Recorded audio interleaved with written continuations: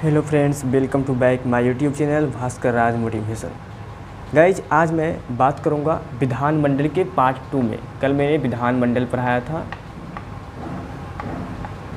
विधानमंडल, और इसमें मैंने बताया था आपको कि विधानमंडल को दो वर्गों में बांटा गया, एक राज्य के लेवल पर और एक केंद्र के लेवल पर। तो राज्य के लेवल को हम लोग राज्य विधानमंडल कहते हैं, राज्य विधानमंडल, और एक केंद्र विधानमंडल, केंद्र विधानमंडल। तो कल मैंने राज्य विधानमंडल पर संपूर्ण चर्चा किया। विधानसभा, विधान परिषद, दोनों के चुनाव कैसे होती है, दोनों का कार्यकाल, दोनों का वेतन भत्ते कौन तय करे, किस अनुच्छेद में दिया गया है, इन सब के बारे में मैंने बताया। लेकिन दोस्तों, एक चीज़ आप करेक्शन कर लीजिएगा कि कल मैंने 28 राज्य में विधानसभा बताया था और 2 केंद्र शासित प्रदेश में, लेकिन जम्मू कश्मीर में भी अब ज्वाइंट हो गई है। तो टोटल 3 केंद्र शासित प्रदेश में विधानसभा विद्यमान है। ठीक दोस्तों, ये आप करेक्शन कर लीजिएगा अपना कॉपी में। और अब मैं बताऊंगा केंद्र विधानमंडल के ऊपर आता हूं। केंद्र विधानमंडल के ऊपर शुरू करता हूं आज। केंद्र विधानमंडल,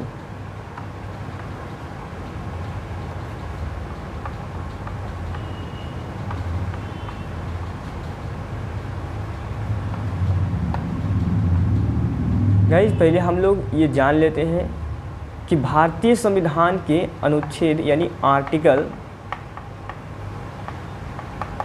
79, आर्टिकल 79 में ये साफ तौर पर लिखा हुआ है कि भारत में एक संसद होगा और जिसमें संसद के 3 अंग होंगे।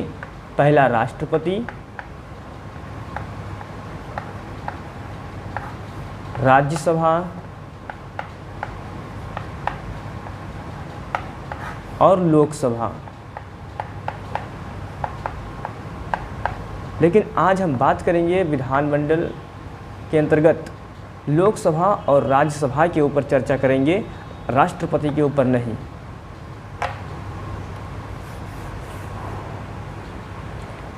इसको भी कल की तरह मैं 2 तरफ बांट देता हूँ, एक तरफ लोकसभा और एक तरफ राज्यसभा। इधर मैं लोकसभा लिखता हूँ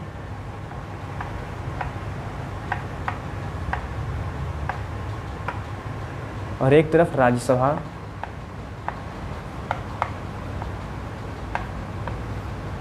गाइस, लोकसभा को हम लोग निम्न सदन कहते हैं, लोअर हाउस, निम्न सदन,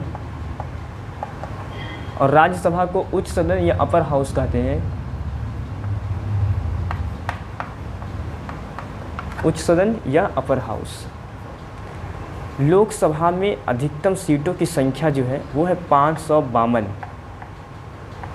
लेकिन चुनाव जितनी पर होती है वो है 545, और 545 में 2 सदस्यों का राष्ट्रपति द्वारा मनोनयन होता है, एंग्लो इंडियन का, एंग्लो इंडियन। खैर, ये सब बातें मैं आगे करूँगा डिस्कस, एंग्लो इंडियन किस आर्टिकल के अंतर्गत चुना जाते हैं। लेकिन उससे पहले मैं कुछ आर्टिकल के बारे में आपको बताता हूं कि किस आर्टिकल में क्या चीज़ है दिया हुआ है। सबसे पहले आप बीच से एक लाइन ड्रॉ कर लीजिए कल की तरह। पॉइंट नंबर 1, लोकसभा है, ये निम्न सदन है और यह अस्थायी सदन है। लोकसभा, लोकसभा का संरचना के बारे में उल्लेख आर्टिकल अनुच्छेद 81 में है।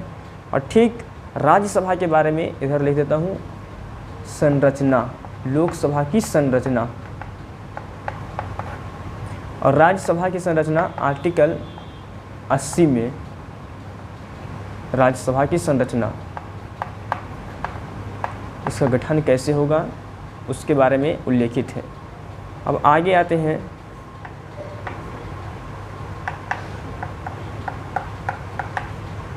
आर्टिकल 93 यह बताता है कि जब लोकसभा का चुनाव हो जाएगा तो लोकसभा के सदस्यों में से ही किसी एक सदस्य को निर्वाचन करके लोकसभा का अध्यक्ष और एक उपाध्यक्ष को बनाया जाएगा।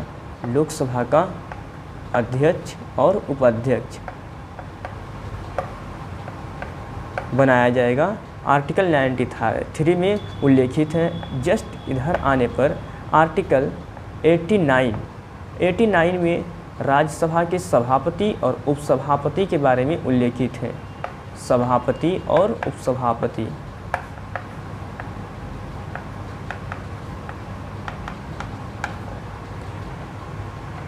आर्टिकल 94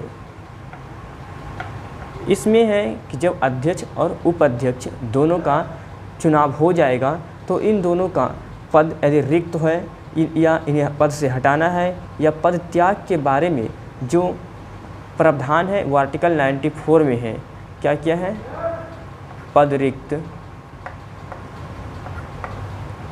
पद त्याग या पद से हटाया जाना। और इधर है आर्टिकल 90 में। गाइज गौर करने की बात ये है कि आर्टिकल 90 में सभापति और आर्टिकल 89 में सभापति उपसभापति के बारे में तो उल्लेखित है, लेकिन आर्टिकल 90 में पद त्याग, पद रिक्त या पद से हटाया जाने का प्रावधान केवल उपसभापति को है, सभापति को नहीं हटा सकते हैं। क्योंकि सभापति से पदेन सभापति राज्यसभा कहते हैं, वो राष्ट्रपति होता है, उपराष्ट्रपति होता है। आर्टिकल 90 के अंतर्गत उपसभापति को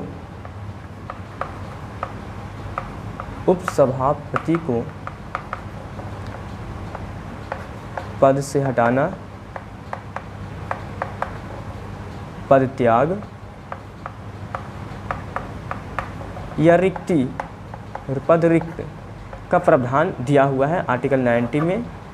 अब कुछ ऐसा आर्टिकल है जो दोनों में है, यानी लोकसभा अध्यक्ष, उपाध्यक्ष और राज्यसभा के सभापति और उपसभापति दोनों के लिए प्रावधान है। वो है आर्टिकल 97। आर्टिकल 97 ये बताता है कि लोकसभा के अध्यक्ष और उपाध्यक्ष, लोकसभा को मैं ब्रैकेट में एल लिखता हूँ, लोकसभा का समझ जाइएगा, एल मतलब लोकसभा, यहाँ पे लिख देता हूँ एल।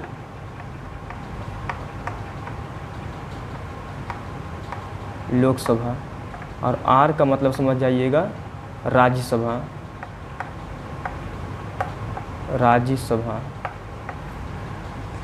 तो एल यानी लोकसभा का अध्यक्ष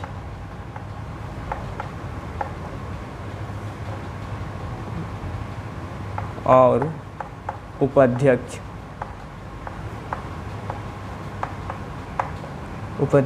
का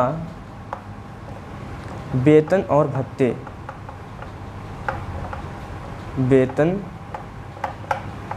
भत्ते। और इसी आर्टिकल में आगे लिखा हुआ है लोकसभा के साथ साथ राज्यसभा और राज्यसभा का सभापति और उपसभापति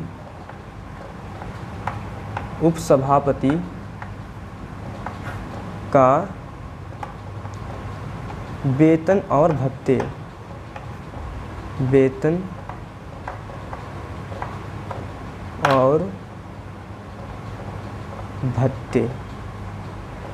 गाइज आर्टिकल 97 में साफ तौर पर लिखा हुआ है कि लोकसभा और राज्यसभा, लोकसभा के अध्यक्ष और उपाध्यक्ष, राज्यसभा के सभापति और उपसभापति के वेतन और भत्ते के बारे में उल्लेखित है। अब हम बात करेंगे लोकसभा और राज्यसभा के सदस्य के बारे में।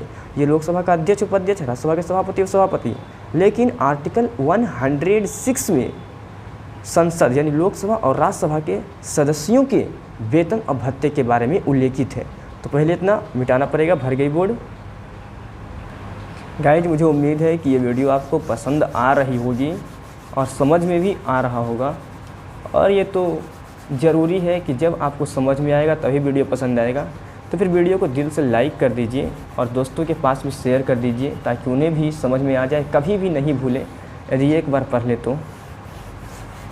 आर्टिकल 106, आर्टिकल 106 में क्या बात किया गया है ना कि संसद के सदस्यों का वेतन और भत्ते, संसद के सदस्यों का वेतन और भत्ते का निर्धारण। संसद के सदस्य कहने का मतलब है कि संसद में लोकसभा राज्यसभा दोनों आते हैं, तो लोकसभा और राज्यसभा के सदस्यों के वेतन और भत्ते वो बोलिए, या फिर संसद के सदस्यों का वेतन और भत्ते दोनों एक ही है। वो आर्टिकल 106 में दिया हुआ है, उसके बारे में प्रावधान किया हुआ है। अब हम आगे बात करेंगे लोकसभा का चुनाव कैसे होते हैं, लोकसभा के सदस्य को क्या कहते हैं, कितनी सीटें हैं, किसका कार्यकाल क्या है, इसका योग्यता क्या है, और इधर हम बात करेंगे राज्यसभा के बारे में। तो सबसे पहले मैं लोकसभा पर बात करेंगे, उसके बाद राज्यसभा के ऊपर। हेडिंग दे दीजिए लोकसभा। लोकसभा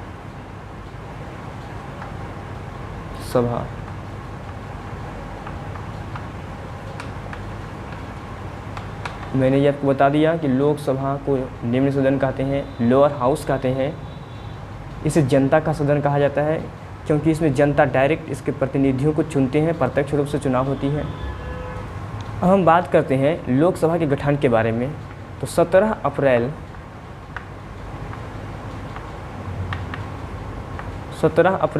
1952 लोकसभा के पहली बार गठन 17 अप्रैल 1952 को हुआ था, और 13 मई 1952 को पहला बैठक हुआ था। पहला बैठक और गठन, लोकसभा का पहला बार गठन 17 अप्रैल 1952, लोकसभा की पहली बैठक 13 मई 1952। मैंने बताया था संविधान में कुल लोकसभा के सदस्य संख्या जो है वो है 552 सदस्य। इसको किस प्रकार डिवाइड किया गया है? आर्टिकल 81 में डिवाइड किया हुआ है। 530 सदस्य राज्यों के द्वारा निर्वाचित होंगे, राज्यों के द्वारा निर्वाचित प्रत्यक्ष रूप से 20 सदस्यों का केंद्र शासित प्रदेश में, केंद्र शासित, और शेष जो 2 सदस्य बच गए हैं, 2 सदस्य, इसे राष्ट्रपति मनोनीत करेंगे, राष्ट्रपति द्वारा मनोनीत।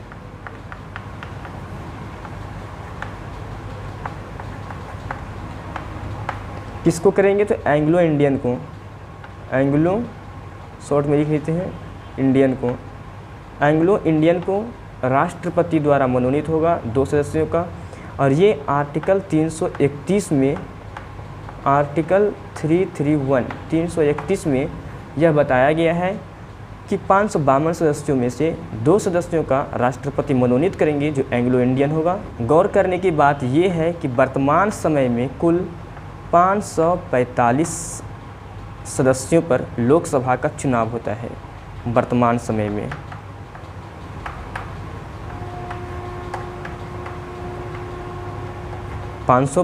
सदस्य, जैसे मैंने बता ही दिया, 530 सदस्य राज्यों का प्रतिनिधित्व करते हैं, 20 सदस्य केंद्र शासित प्रदेश, 2 एंग्लो इंडियन।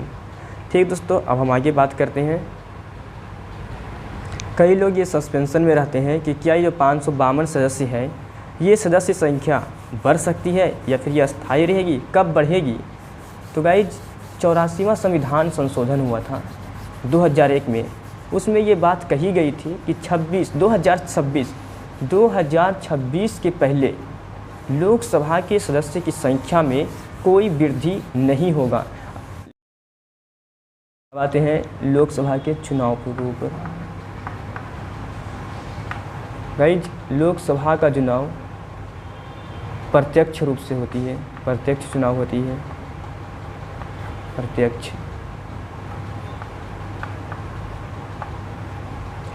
इसमें क्या है कि जनता 18 वर्ष से ऊपर, 18 वर्ष से ऊपर के लोगों को, ऊपर के लोग सीधे प्रतिनिधि को, सीधे प्रतिनिधि को चुनते हैं। लोकसभा के जो सदस्य होते हैं उन्हें हम लोग सांसद कहते हैं। सांसद ब्रैकेट में लिख देता हूँ, ऐसे कहीं पूछता तो नहीं है, इसे सांसद कहते हैं। अब इसका कार्यकाल क्या होगी, तो आपको भी पता है कि लोकसभा का जो कार्यकाल होता है वो 5 वर्ष होता है। 5 वर्ष में पुनः चुनाव होती है, 5 वर्ष। लेकिन हाँ, 5 वर्ष के पहले लोकसभा को राष्ट्रपति द्वारा भंग किया जा सकता है। अब है जो कि लोकसभा का जो उम्मीदवार है जो चुनाव लड़ेंगे उसका योग्यता क्या होगा। कोई व्यक्ति, सभी व्यक्ति तो चुनाव लड़ नहीं सकते हैं, तो उसकी योग्यता निर्धारित किया गया है कि पहला कि वह भारत का नागरिक हो, भारत का नागरिक हो, वो 25 वर्ष उम्र पूरा कर चुका हो, 25 वर्ष उम्र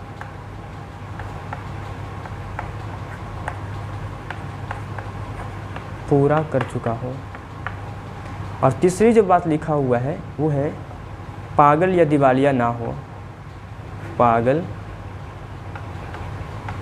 या दिवालिया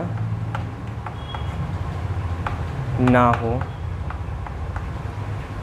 चौथा में लिखा हुआ है वो है ये राज्य सरकार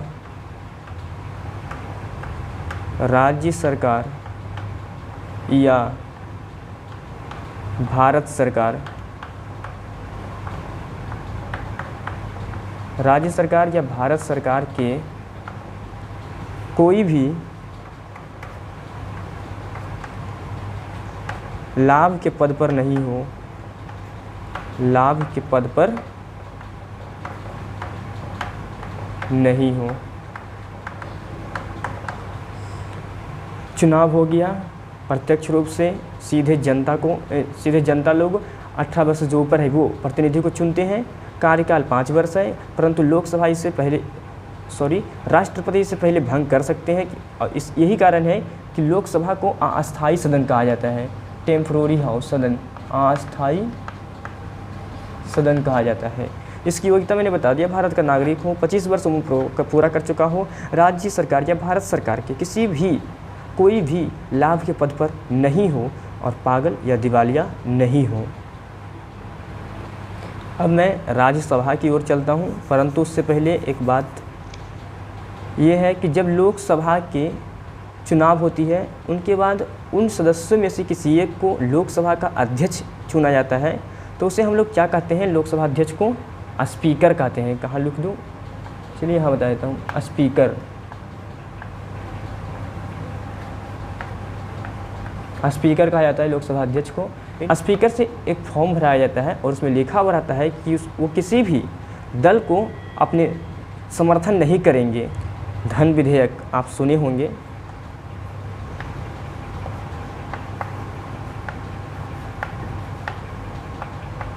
धन विधेयक जो है ये लोकसभा में ही लाया जाएगा।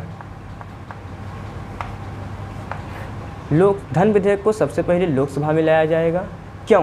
क्योंकि धन विधेयक जो है ये टैक्सों से संबंधित होती है, टैक्स से या करों से संबंधित होते हैं और ये कर जनता के द्वारा लिया जाता है। फिर से सुन लीजिए, धन विधेयक को लोकसभा में ही लाया जा सकता है क्योंकि धन विधेयक टैक्स से संबंधित है, टैक्स जनता देती है, तो इस पे सबसे पहला हक जनता का है। और हम लोगों को पता है कि लोकसभा जनता का सदन है, इसमें रहता है कि टैक्स कितनी बढ़ाई जाए, घटाई जाए, किस चीज़ पे कितनी टैक्स लगेगी, इसीलिए धन विधेयक को लोकसभा में लाया जाता है। आप लोग को लग रहा होगा संविधान में ये लिखा हुआ है या नहीं, तो संविधान में साफ तौर पर लिखा हुआ है आर्टिकल 110 में। और इसका निर्णय, कोई विधेयक धन विधेयक है या नहीं, इसका निर्णय कौन करेगा, तो इसका निर्णय लोकसभा का अध्यक्ष करेगा। लोकसभा का अध्यक्ष। लोकसभा का अध्यक्ष यह निर्णय करता है कि कोई विधेयक धन विधेयक है या नहीं, और धन विधेयक सबसे पहले लोकसभा में लाया जाएगा। आर्टिकल 110 के अंतर्गत लिखा हुआ है, क्योंकि ये करों से संबंधित है। दोस्तों अब हम बात करेंगे राज्यसभा के ऊपर। राज्यसभा हेडिंग डाल दीजिए। इसका चुनाव के बारे में बात करते हैं। गाइज, राज्यसभा, पहले राज्यसभा का कुल 250 सदस्य हैं।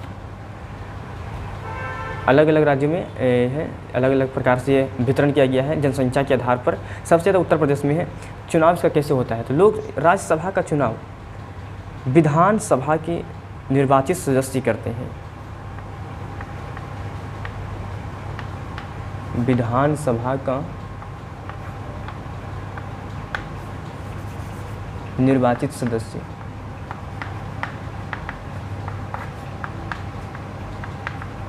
जैसे मान लीजिए कि यूपी में राज्यसभा का चुनाव हो रहा, तो यूपी में जो यूपी के विधानसभा में जो निर्वाचित सदस्य हुए, यूपी में जब इलेक्शन होता है विधानसभा में, उसमें जो जीतते हैं वही उस राज्य के राज्यसभा के सदस्यों को चुनते हैं। यानी यहाँ पे जो विधानसभा का निर्वाचित सदस्य है, जिस राज्य में चुनाव होता है उस राज्य के विधानसभा निर्वाचित विधानसभा के सदस्य राज्यसभा को चुनते हैं। चुनाव की प्रक्रिया आपको जान लेना जरूरी है। इसमें प्रत्येक 2 वर्ष में राज्यसभा के सदस्यों का चुनाव होता है।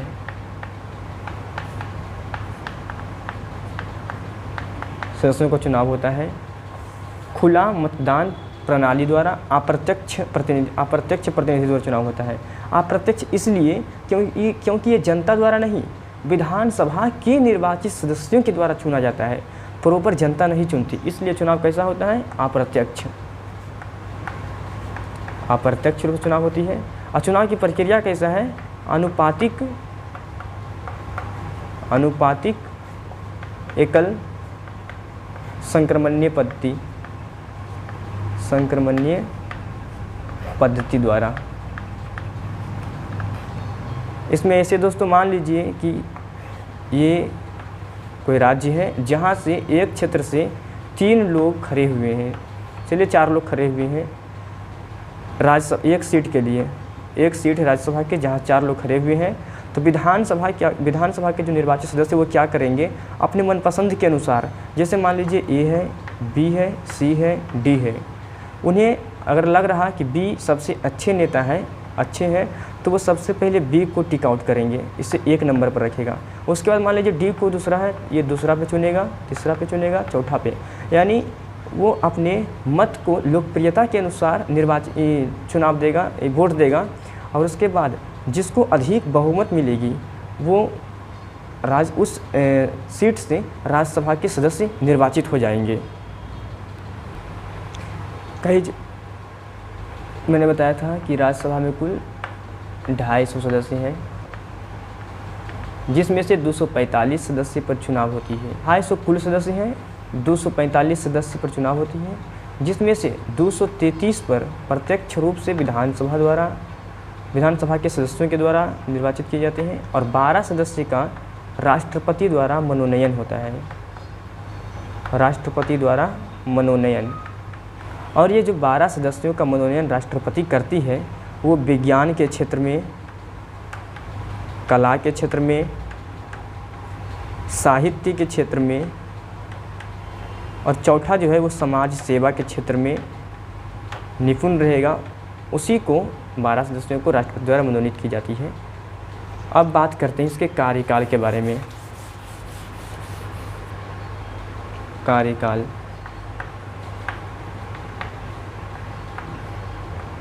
राज्यसभा का कार्यकाल 6 वर्ष होता है,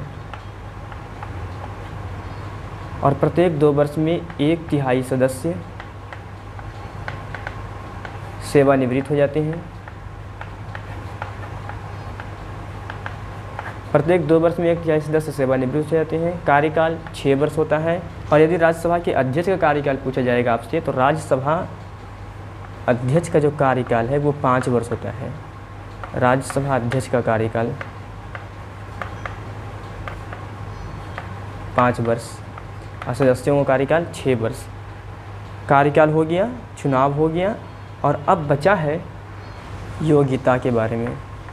राज्यसभा के सदस्यों का योग्यता क्या होना चाहिए? सबसे पहला, भारत का नागरिक।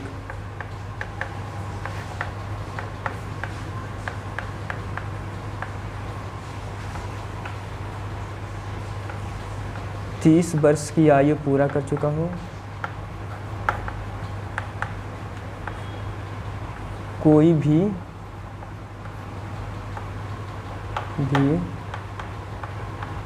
लाभ के पद पर नहीं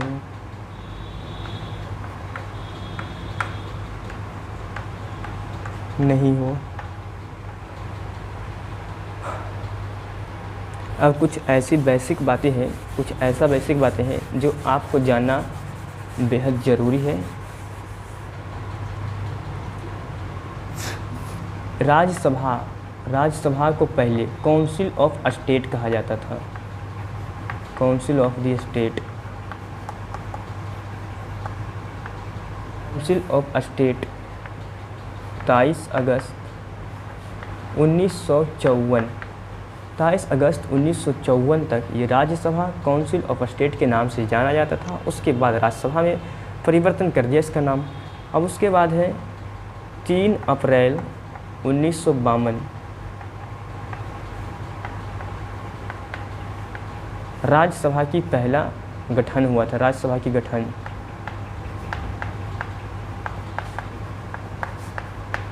3 अप्रैल 1952 और 13 मई 1952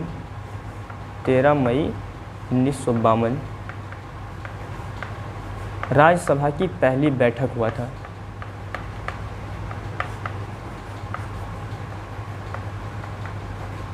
पहली बैठक